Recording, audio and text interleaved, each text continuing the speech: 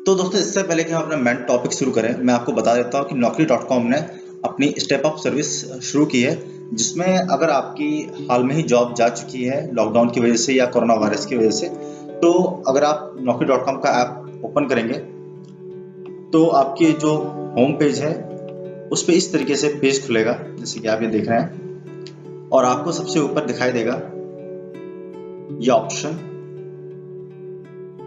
Have you lost your job recently. अगर आप उसको यस पे क्लिक कर देंगे तो जो आपकी प्रोफाइल की विजिबिलिटी है वो काफ़ी ज़्यादा बढ़ जाएगी।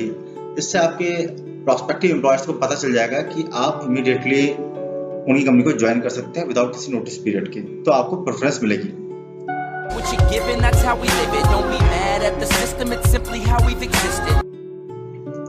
दोस्तों, स्वागत है आपका मेरी चैनल थिंक एचआरएम पर। आज हम बात करने वाले हैं एम्प्लॉय बैकग्राउंड वेरिफिकेशन के बारे में। इस वीडियो में हम बात करेंगे कि ये किस तरीके से काम करता है और किसी एम्प्लॉय का वेरिफिकेशन करते वक्त हमें किन किन चीज़ों का ध्यान रखना चाहिए। तो जैसा कि हम सभी लोग जानते हैं कि ये जो प्रोसेस होता है ये किसी एम्प्लॉयर को हेल्प करता है एम्प्लॉय के उन सभी दावों को सर्टिफाई करने में जो कि एम्प्लॉय ने इंटरव्यू के वक्त पर अपने एम्प्लॉयर के साथ किए थे।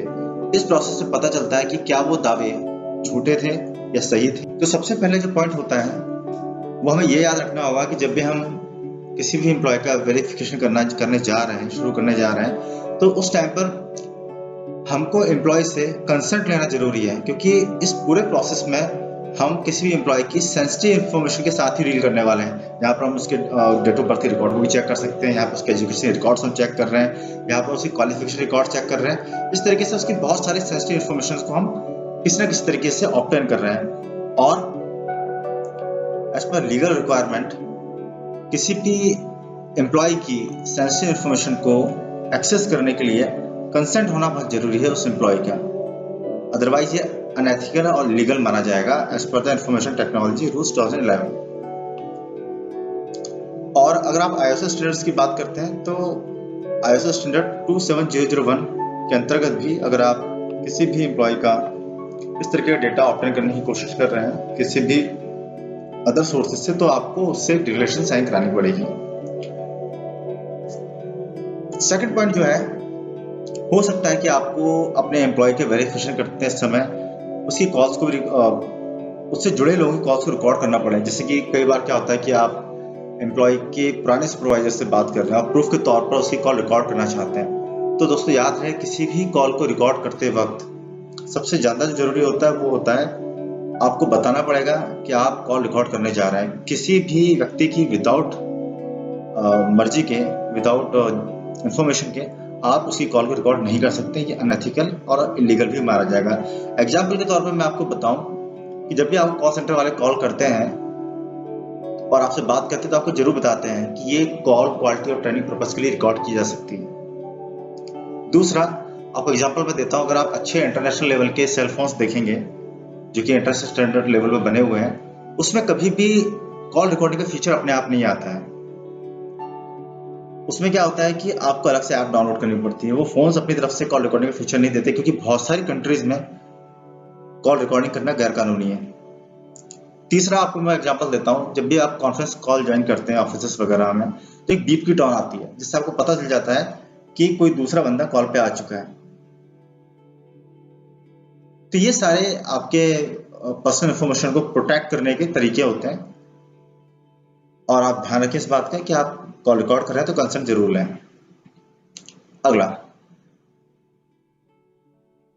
हर एम्प्लॉय से आपका ये पूछना बहुत जरूरी है कि वो एम्प्लॉय अपना वेरिफिकेशन ऑफर लेटर के तुरंत बाद करवाना चाहता है या ज्वाइनिंग के बाद करवाना चाहता है।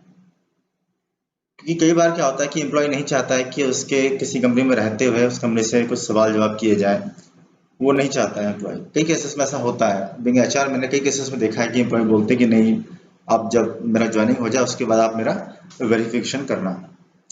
तो आपको इसे पूछना पड़ेगा एम्प्लॉय से। और उसका दूसरा एस्पेक्ट ये भी है कि अगर एम्प्लॉय कहता है कि मेरा ज्वाइनिंग के बाद आप वेरिफिकेशन करिए और in any case verification negative आता है, तो आपको एम्प्लॉय को ऑर्गेनाइजेशन से निकालने में ज़्यादा प्रॉब्लम फेस नहीं करनी पड़ेंगी, क्योंकि एम्प्लॉय ने खुद बोला था कि आप ज्वाइनिंग के बाद मेरा वेरिफिकेशन कर लेना। राइट। इसके बाद आपका ये भी बताना जरूरी है एम्प्लॉय को कि कौन कौन से एरिया ऐसे हैं उसके एम्प्लॉयमेंट से रिलेटेड, उसके सीवी या रिज्यूमे से रिलेटेड, जिन पे आप बीजीवी परफॉर्म करेंगे। बीजीवी मतलब बैकग्राउंड वेरिफिकेशन परफॉर्म करेंगे।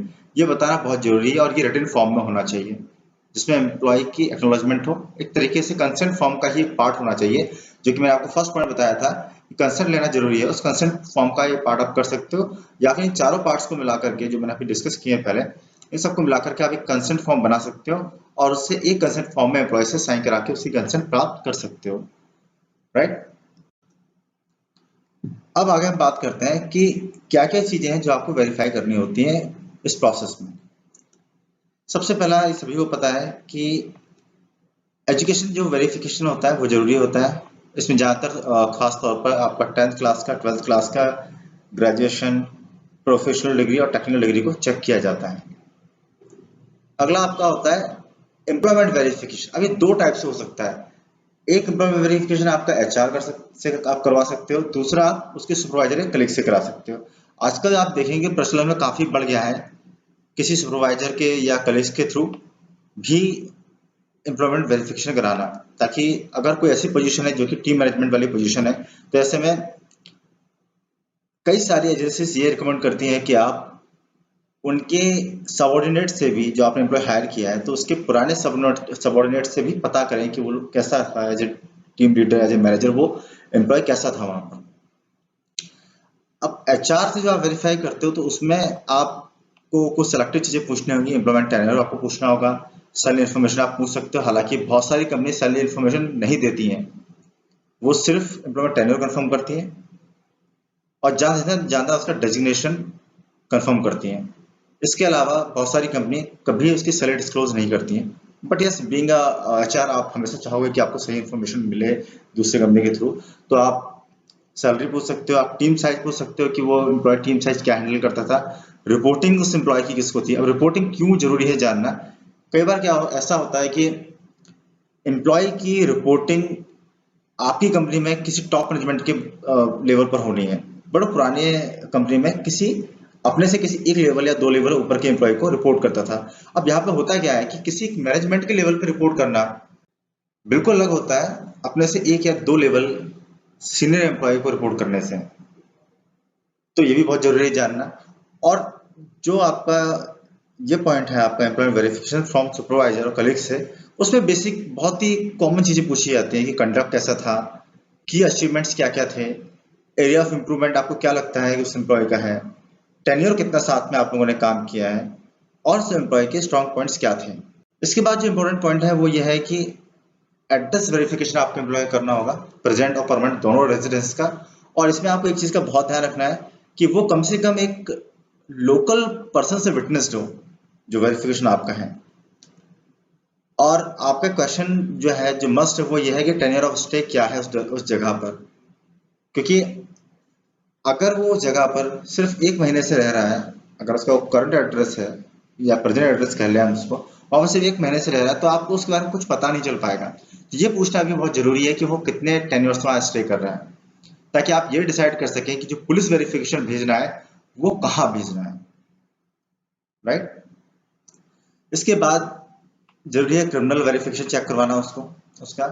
अब क्रिमिनल वेरिफिकेशन में क्या होता है कि जो एजेंसी सजेस्ट करती हैं, बहुत सारे रिसर्च कहती हैं, जो पुलिस वेरिफिकेशन है आप लास्ट 3 साल का चेक करवा सकते हैं। उसके जो भी उसका थाना क्षेत्र पड़ता है, जो उसका पुलिस स्टेशन क्षेत्र पड़ता है, वहां से कोर्ट्स का रिकॉर्ड जो है वो 7 साल तक आप चेक करवा सकते हैं उसका। और ऑनलाइन डेटाबेस वेरिफिकेशन आप चेक करवा सकते हैं उसका कि कोई कंप्लेंट तो नहीं है उसके खिलाफ, कोई ऑनलाइन केसेस वगैरह तो नहीं है। और इसके साथ साथ आजकल जो सबसे प्रचलन में है, जो सबसे ज्यादा चल रहा है, वो है सोशल मीडिया चेक। तो एक्चुअली सोशल मीडिया चेक उन पोजीशंस के लिए कराया जाता है जो कि काफी सेंसिटिव पोजीशंस होती हैं या बहुत सीनियर लेवल की पोजीशंस होती है। तो इससे क्या होता है, सोशल मीडिया चेक से एक्चुअली आप समझ पाते हो कि इस एम्प्लॉय का रिलीजियस व्यू क्या है, किस टाइप के लोगों को ये फॉलो करता है, इसका पॉलिटिकल पॉइंट ऑफ व्यू क्या है। तो वो चीजें आपको इससे पता चलती हैं, ताकि आपकी जो हायरिंग प्रोसेस है उसमें कोई गड़बड़ ना हो। और खासतौर पर जो इंडिया के अंदर ज्यादातर चलते सोशल प्लेटफॉर्म्स, वो एफबी हो गया आपका, इंस्टा, ट्विटर, इन सब जगहों पे आप एक छोटा सा चेक करवा सकते हो। अगर आपको कोई भी पोस्ट उसकी कंट्रोवर्शियल लगती है तो आप ऑब्वियसली उससे बढ़ा कर पूछ सकते हो कि क्यों, अगर कोई एम्प्लॉय एफबी पर अपने हेट्रेड के मैसेज सर्कुलेट करता है, हिंदू मुस्लिम्स के मैसेज को सर्कुलेट करता है, तो ऑब्वियसली आप उसको पकड़ सकते हो, बिठा सकते हो उसको कि क्या चीज़ है, क्योंकि एज ए कंपनी आपकी कंपनी पॉलिसी इस चीज़ को टॉलरेट नहीं करती होगी जो कि वो इस तरीके से परफॉर्म कर रहा है अपने सोशल मीडिया पेजेस पे। और इसके बाद में जो सबसे जरूरी पॉइंट है वो है गवर्नमेंट आईडी प्रूफ का वेरिफिकेशन करवाना। अब देखिए ये पॉइंट मैंने सबसे बाद में आपको बोला है, वो इसलिए बोला है क्योंकि आजकल सारी चीजें लिंक हो चुकी हैं। गवर्नमेंट आईडी प्रूफ में ज्यादातर क्या होता है कि आप पैन लेते हो, उसका आधार लेते हो या पासपोर्ट की कॉपी लेते हो, तो ये चीजों को तो आप हार्ड कॉपी, उनका जो ओरिजिनल कॉपी है वो देख के ही समझ जाते हो कि ओरिजिनल है, फर्स्ट थिंग। सेकंड, अगर आप हार्ड कॉपी से अनुमान नहीं लगा पाते हो कि वो ओरिजिनल है या नहीं है, तो पीएफ नंबर जो होता है, यूएन नंबर जो होता है, उसको अगर आप सिस्टम में डालेंगे तो वहां पे उसका आधार का इन्फॉर्मेशन अपने आप आ जाएगा, राइट। अगर उससे भी आपको पता नहीं चलता है, तो अगर एम्प्लॉय आपका पैन नंबर अपना देता है और आप पैन नंबर उसका टैक्स वगैरह काटते हो, सिस्टम में डालते हो टैक्स के, तो वहां पे भी दिख जाएगा ये पैन अनऑथराइज्ड पैन नंबर। तो ये चीज आप अपने आप ही कर सकते हैं, जिन एम्प्लॉयर, ये चीजें आप अपने आप ही वेरीफाई कर सकते हो।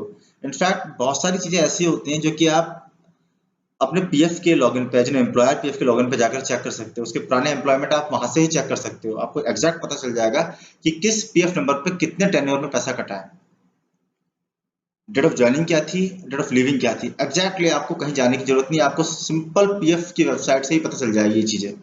उसका पैन नंबर आप वेरीफाई कर सकते हैं वहां से, आप उसका आधार ही वेरीफाई कर पाएंगे वहां से, इवन उसका टेन्योर आप वहां से वेरीफाई कर सकते हैं। तो अगर आप पीएफ का लॉगिन आपके पास है, जो कि हमेशा कंपनी के पास होता है, जब तक कि छोटी कंपनी नहीं पहुंच जाना जहाँ पीएफ एप्लीकेबल नहीं होता है, तो आप पीएफ लॉगिन से बहुत सारी चीजें वेरीफाई कर सकते हैं। तो आपको इतने बड़े प्रोसेस में ज्यादा पैसा वेस्ट करने की जरूरत नहीं किसी एजेंसी को हायर करके। कुछ सेलेक्टिव एरिया के लिए आप एजेंसी हायर कर सकते हैं, जैसे कि एड्रेस वेरिफिकेशन कराना हो या क्रिमिनल वेरिफिकेशन चेक कराना हो, तो वहाँ उसके लिए आप कर सकते हैं। अदरवाइज ये बहुत सारी चीजें आप पीएफ नंबर से ही चेक कर सकते हैं। और इन सब के बाद आपको एक चीज का ध्यान रखना है, ये सारा जो भी होता है, जो भी आपने एंटायर प्रोसेस आपने फॉलो किया है, जो भी आपने वेरिफिकेशन किया है, सारा आइदर इलेक्ट्रॉनिकली और इन हार्ड कॉपी डॉक्यूमेंटेड होना चाहिए। कोई भी वर्ड्स में नहीं होना चाहिए कि हवा में कि मैं वहाँ घर पे गया था, उसके प्रेजेंट एड्रेस पे मुझे वहाँ कोई नहीं मिला, प्रेजेंट एड्रेस पे गया था मुझे वहाँ कोई नहीं मिला। आपको वहाँ के फोटोग्राफ लेने होंगे, आपको बताना होगा कि हाँ जी वहाँ गया था मैं, वहाँ पर, वहाँ पर आपको किसी लोकल पर्सन से मिलना पड़ेगा, वो कहेगा, आपको लिखना पड़ेगा, नाम रेफरेंस बनेगा कि वहाँ पे गया था, यह मुझे मिला था और वहाँ पे कोई था नहीं। तो इस तरीके से आपको ये चीजें डॉक्यूमेंट करनी पड़ेंगी। मोर कहने का मतलब यही है कि आप डॉक्यूमेंट नहीं करेंगे और इनकेस आपको एम्प्लॉय टर्मिनेट करना पड़ेगा, तो आप टर्मिनेट नहीं कर पाएंगे उसको, अगर आपके पास प्रूफ ही नहीं है कि जो उसने क्लेम थे वो झूठे थे। अगला, अब सारे प्रोसेस के बाद में जो रिजल्ट्स आते हैं, उस रिजल्ट्स को आप इन 4 कैटेगरी में डिवाइड कर सकते हैं। मेजर डिस्क्रिपेंसी हो गया, माइनर हो गया, आपका इनएक्सेसिबल फॉर वेरिफिकेशन हो गया, और उसका क्लियर रिपोर्ट हो गया। तो क्लियर रिपोर्ट है तो ये तो कोई दिक्कत ही नहीं, फिर तो ओके टू एम्प्लॉयमेंट है, कोई दिक्कत ही नहीं है।